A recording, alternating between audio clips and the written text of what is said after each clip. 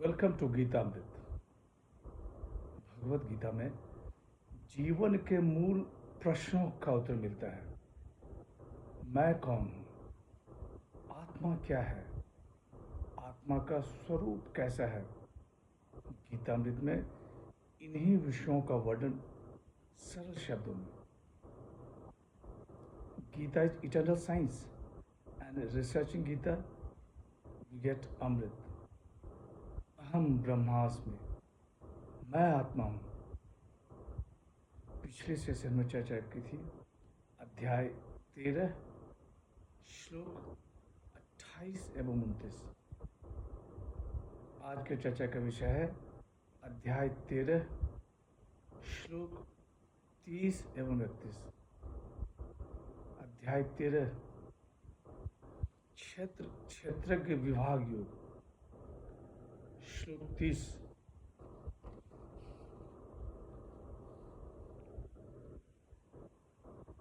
यदा भूत पृथक भावम एक स्थमनु पश्यति तत एव च विस्तारम ब्रह्म संपद्यते तदा। श्री भगवान watch.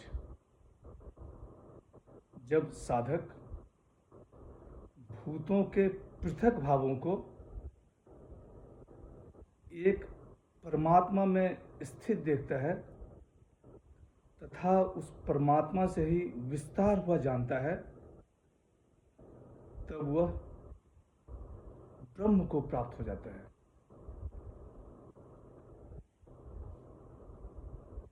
The blessed Lord said, when he sees that the manifold state of being is centered in one, and from that it spreads out, then he attains Brahman. पिछले सेशन में कहा गया कि जो साधक समस्त कर्मों को प्रकृति द्वारा ही किए हुए देखता है तथा आत्मा को अकर्ता देखता है, वही यथार्थ देखता है। यहाँ भगवान श्री कृष्ण कह रहे हैं कि जब साधक भूतों के पृथक भावों को एक परमात्मा में स्थित देखता है तथा उस परमात्मा से ही विस्तार हुआ जानता है,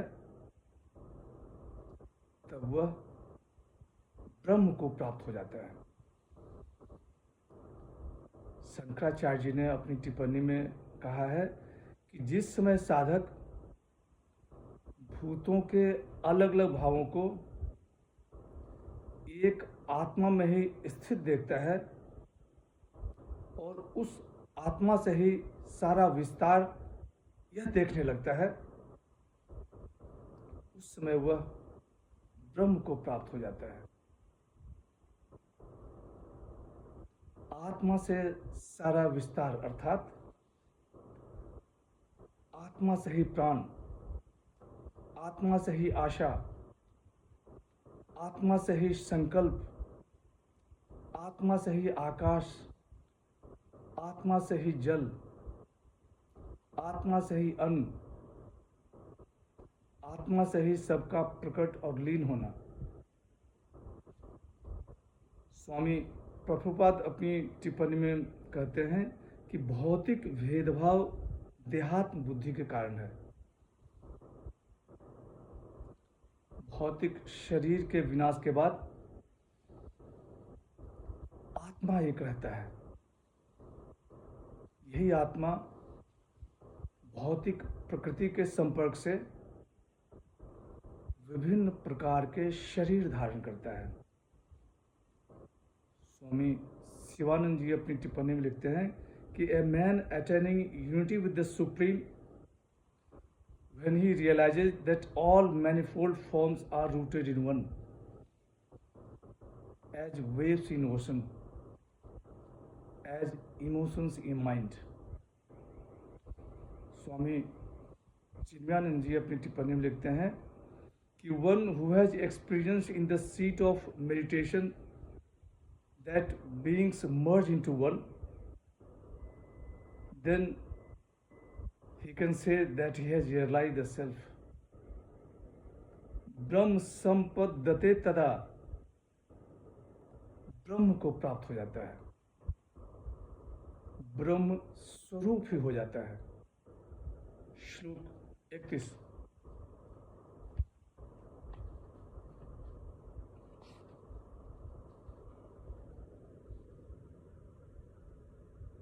अनादित्वा निर्गुणत्वात् परमात्माय मव्ययः शरीर स्थूपि कौन्तेय न करोति न लिप्यते। श्री भगवान वाच, हे कुंती नंदन, यह पुरुष स्वयं अनादि और गुणों से रहित होने से अविनाशी परमात्मा स्वरूप ही है।